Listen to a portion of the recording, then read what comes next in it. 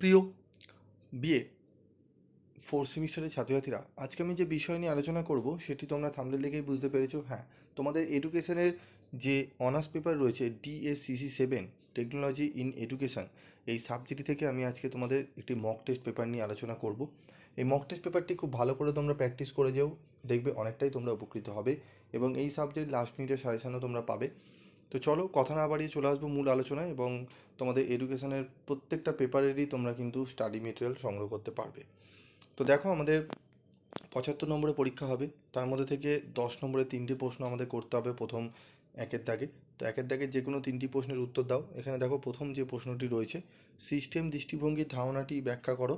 System দৃষ্টিভঙ্গির প্রয়োজনীয়তা লেখো। শিক্ষা প্রযুক্তি বিজ্ঞানের বিভিন্ন অর্থগুলি ব্যাখ্যা করো। শিক্ষা প্রযুক্তি বিজ্ঞানের প্রয়োজনীয়তাগুলি উল্লেখ করো। শিখন মডেলের ধারণাটি ব্যাখ্যা করো। শিখন মডেলের শ্রেণীবিভাগগুলি উল্লেখ করো। যে কোনো একটি শিখন মডেলের বিস্তারিত আলোচনা করো।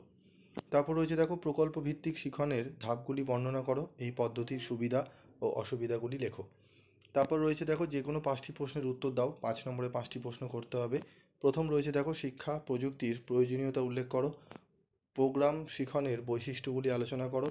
শ্রেণীকক্ষে যোগাযোগ ব্যবস্থার বিভিন্ন উপাদানগুলি ব্যাখ্যা করো। লার্নিংয়ের বিভিন্ন বৈশিষ্ট্যগুলি আলোচনা করো। শিক্ষায় কম্পিউটারের গুরুত্ব ব্যাখ্যা করো, অত্যন্ত গুরুত্বপূর্ণ।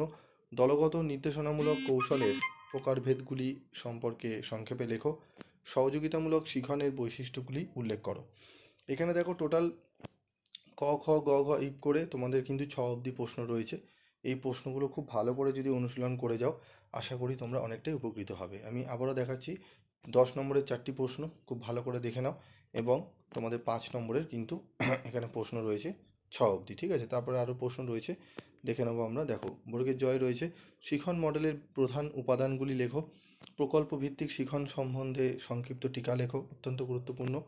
তারপর দেখো, আমাদের 2 নম্বরের 10টি প্রশ্ন করতে হয়। তো এখানে দেখো, যে কোনো 10টি প্রশ্নের উত্তর দাও। প্রথম প্রশ্ন, শিক্ষা প্রযুক্তিবিদ্যার সংজ্ঞা দাও। শ্রেণীকক্ষে যোগাযোগের যে কোনো দুটি বাধা উল্লেখ করো। শিখন এবং নির্দেশনার যে কোনো দুটি পার্থক্য লেখো। দলবদ্ধ শিখনের কৌশলের সীমাবদ্ধতা লেখো। তথ্য ও যোগাযোগ প্রযুক্তি বলতে কী বোঝো। সহযোগিতামূলক শিখনের বৈশিষ্ট্য লেখো, অত্যন্ত গুরুত্বপূর্ণ। সিস্টেমের যে কোনো দুটি প্রকারভেদ উল্লেখ করো। হার্ডওয়্যার এবং সফটওয়্যার পদ্ধতির দুটি পার্থক্য লেখো। যৌথ বা সমবেত শিখনের দুটি সুবিধা উল্লেখ করো, ঠিক আছে। MOOC কি। শিখন মডেলের যে কোনো দুটি কাজ উল্লেখ করো। তথ্য ও যোগাযোগ পদ্ধতির দুটি বৈশিষ্ট্য লেখো। এই যে 2 নম্বরের প্রশ্নগুলো এখানে রাখা হয়েছে, এই প্রশ্নগুলো খুব ভালো করে তোমরা অনুশীলন করো, দেখবে অনেকটাই তোমরা উপকৃত হবে।